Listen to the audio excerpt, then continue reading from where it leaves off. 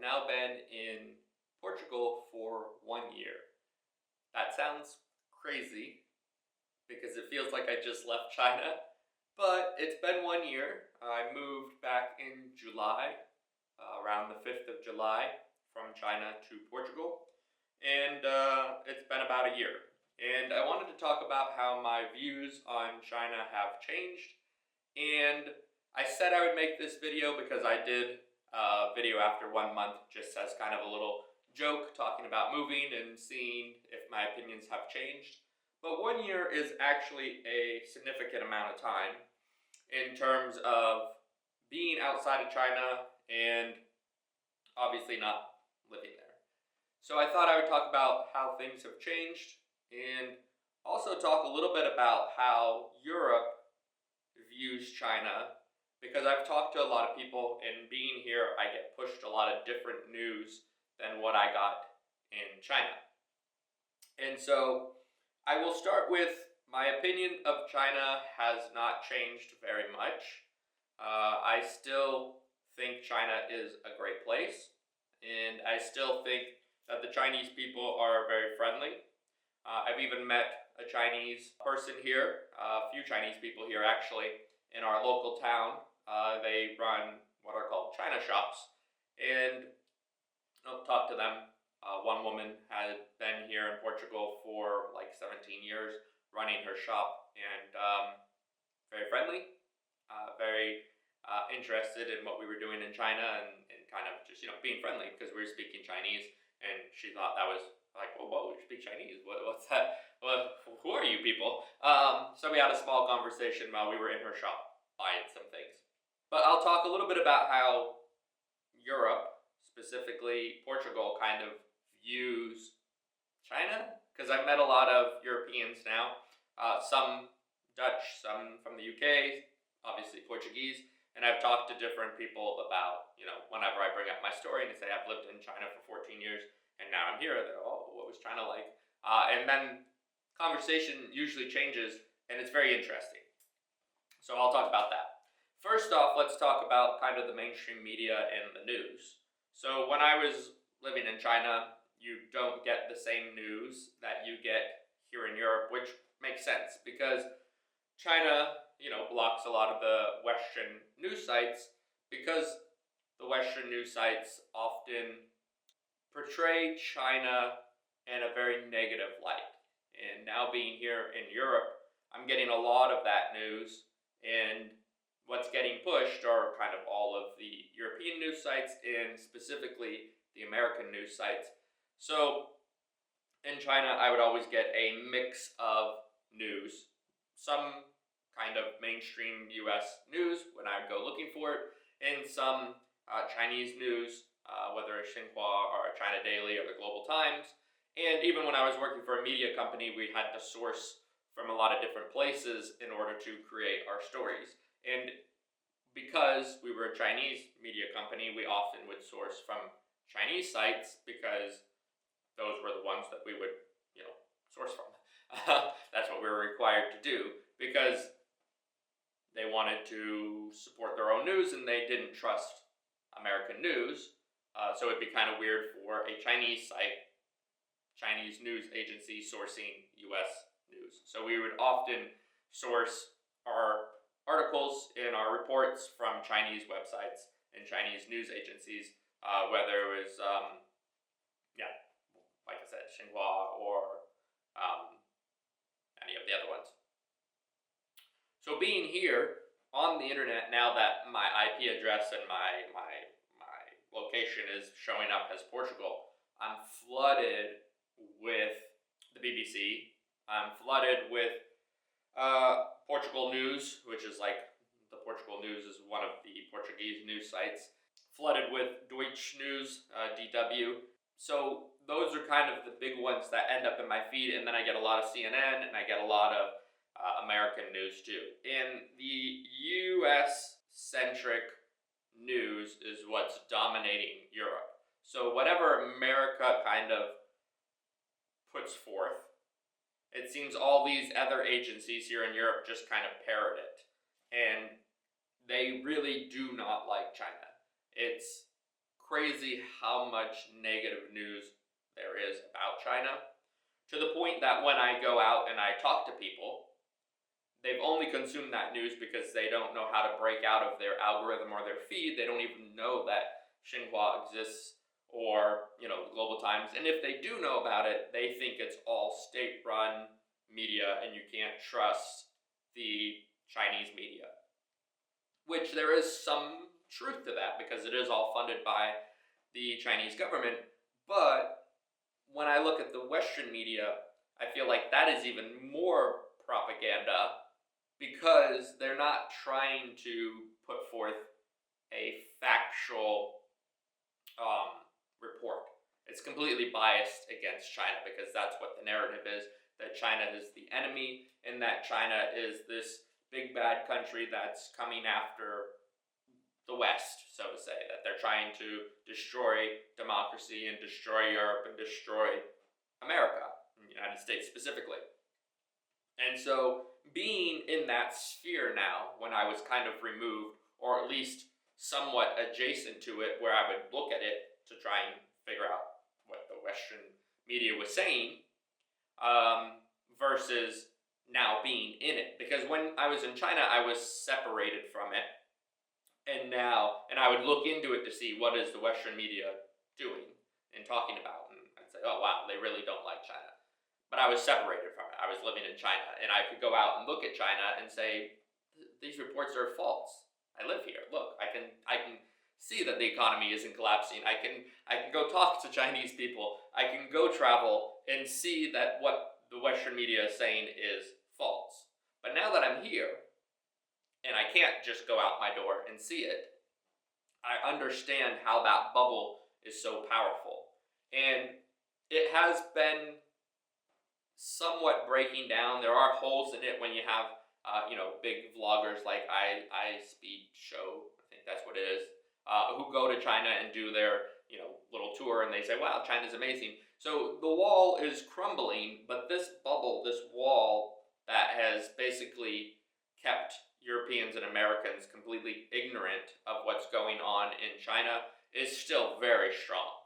Because I go and meet people who are international travelers, whether they're from the UK or, like I said, from the Netherlands or from other parts of Europe who have migrated to Portugal, or even the Portuguese who I've talked to.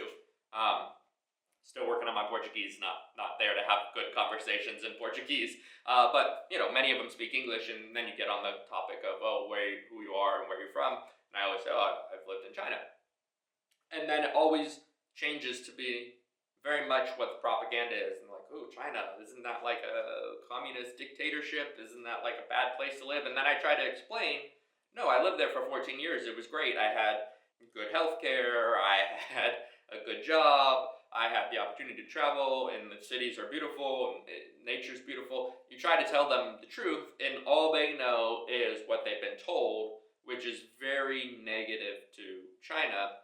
And I think you don't realize how powerful that is until you're actually here talking and living amongst the people that can't walk outside their door. Because in Beijing, I knew many expats or immigrants, whatever you want to call them, who had come from the United States, who had come from Europe, who had come from different parts of the world, and they were living in China, and they could walk outside and say, yeah, China's great. So the China bubble, which is Chinese and expats and migrants who are living in China, have the advantage of living there. They can go out and say, this is amazing. I can order anything I want. It'll be delivered in 30 minutes. I can, go shopping and buy anything that I need, and it's relatively cheap. Cost of living's relatively low compared to their home countries, and enjoy a very good life in China. They have the benefit of living there and knowing that China isn't what's portrayed in the media. As for people in Europe and people in the United States, all they know about China is what they've been told. And so it's interesting to interact with people, especially for the first time, and you start talking about kind of where you're from, and then you can see it. And also what they say is, you can see that propaganda is still so strong here, even if it's starting to crumble around the edges. Some of the younger people that I talk to seem to have kind of a mixed opinion about China, where they don't necessarily see it as evil and bad, but a lot of the older people who are still stuck in the mainstream media, where they get most of their information from, think China is this terrible place, and it's very interesting. Has it affect my opinion? No, because I lived there for so long. So if anything, I try to tell them, no, it's really not what you think it is, and if you ever get the opportunity to travel there, you should, because it's an amazing place. But you see it in their face. They're skeptical, which makes sense because if you've been told a certain story your whole life, then when somebody is presenting you with new information that you've probably never really encountered before, or just on the the peripheries where you've maybe heard that one of your travel vloggers or one of your live streamers went and you kind of saw a video and you're like, yeah, but it could be staged. It could be that they went on a press trip and they were only taken to the best places. So again, when you're confronted with information that goes against what you believe, you oftentimes try to push it away or disregard it or excuse it away as, oh, this is a one-off thing. And you can see that in their minds when you're telling them that you live there and that you think it's a pretty great country. So my opinion has not changed too much. Also, with the crazy trade war that has been kicked off by the United States, you start to look around and you say, who's being responsible? You have Donald Trump and that whole regime trying to disrupt the global order with very little plan for the future. You have everything going on in the Middle East, which is absolutely ridiculous. You have everything going on in Ukraine and Europe, which is also dragging on for many years now and a bit ridiculous. You have countries like Germany saying they're going to raise the largest military in Europe because they're worried about some future conflict. And so you see all these other areas around the world that seem to be falling into chaos or already in chaos, or you have these kind of right-wing governments kind of reasserting themselves and taking control in different parts of the world, different parts of Europe. And you look to China and you say, honestly, they're the most stable country right now when it comes to politics, when it comes to the economy, when it comes to just most of the global issues. They seem to be the ones that are remaining consistent in their position and being pretty level-headed. And so, although I'm getting a lot of negative news about China, I'm still checking other sources, and I have the benefit of my knowledge of having lived there for so long that it's going to be very hard for me to start believing what the Western media is putting out. But, as time goes on, we will see. I'm still very aware, I guess, of the propaganda that's being pushed to me, and I'm very resistant to it because I live there. As time goes on, maybe in 5 years, I'll do another video like this. One more time has passed. What do you see if you are living in the United States or Canada or Australia or even in Europe? Because I look at my audience, and many of you are from the United States or from Canada, Australia, or Europe. What do you see in your news? Are there any stories that are positive on China? Are there any changes, especially with what the United States is doing? Is there a bit of a thawing towards China where people are saying maybe we should work more with China because the United States is being an unreliable ally? What's going on in your own country? Because obviously I can look at the news, but the news is not very trustworthy at this point, and it's been pretty well documented and pretty well proven that the news is running a certain narrative, and oftentimes that narrative is based on whoever is controlling their politics in that country. So you look at sometimes the Australian news and it's very anti-China, even though they benefit greatly from trade with China. You look at the United States news, and again, even though they benefit greatly from the trade and things with China, they still talk about it being the enemy. I was watching a video just earlier, and at the end, they were basically comparing China to the Soviet Union and said that it's America's biggest adversary. I'm saying, I didn't experience that when I was there. And that narrative is not necessarily true unless you're pushing that narrative. You could be working closely with China and not have them be your adversary if you treated them with mutual respect and put clear guidelines and boundaries on the deals and on what's going on. But they choose to look at China as an enemy versus a potential, I guess, partner. And if partner is too strong of a word, at least look at it as just a competitive rivalry, not necessarily an enemy. Because if you have a competitive rival, you could say, hey, look, they're doing really great things, so let's motivate our own people to also do great things, but not in a let's destroy them capacity or mentality, but more as, hey, they're moving up, we should move up too if we want to compete. But right now, it seems like China's moving up in the Western world is saying they're the enemy, we have to destroy them. Not, hey, where could we compete to also increase our levels of technology, increase our levels of education, increase our standard of living. How can we compete? Because they're doing something that's working. So what can we look at and see what they're doing well and implement that in our own societies in order to also, compete? And then it's a competition.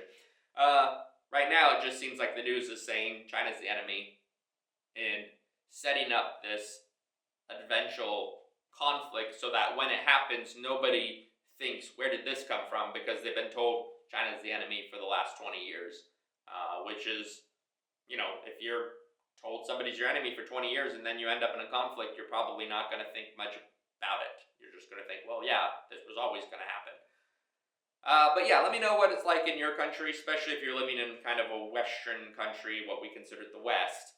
Also, if you're living in a country that's like in Asia, how does your media portray it? Maybe you're in Indonesia or Japan or Korea or somewhere somewhat adjacent to China. How does your media portray China? Is it also considering China the enemy, or does it look at it kind of as this kind of bigger rivalry that if you want to not fall under its control or pressure, you also have to improve your level of technology and education and standards of living? Because I find it really interesting, especially now that I'm within the sphere of mainstream media over here, and it's hard to get out of it because you open up your phone and that's what's being served to you because you're living here and your IP address says you're here. So it's very interesting, very fascinating. What do you guys think? Do you think my opinion will continue to evolve over time? Will it stay the same? I don't think it's going to change very much because I have the benefit of 14 years of living there and knowing what it's like, and have the benefit of having Chinese colleagues and people that I was able, Chinese people that I was able to talk to and get their perspective on the rivalry firsthand. And many of them don't even think of the United States as like a rivalry, and they don't really want to be in competition with the United States because they think it's not beneficial. And so knowing that that's the mentality of most Chinese people, it's hard for me to think of them as like this evil empire that's trying to take over the world, because I know that's not what I experienced. But as time goes on, maybe I will be more and more influenced by what I read, because that's how the world works. And I start doubting my knowledge of China because of what's bombarded every day saying China's bad. I don't think so, but who knows? Also, has your opinion changed on China for the better or the worse over time? And what was the reason behind it? Was it because of media? Was it because you traveled there? What changed your opinion for the better or worse over time? Leave a comment below, and I'd love to hear your opinions. And I will see you in the next video. Bye-bye.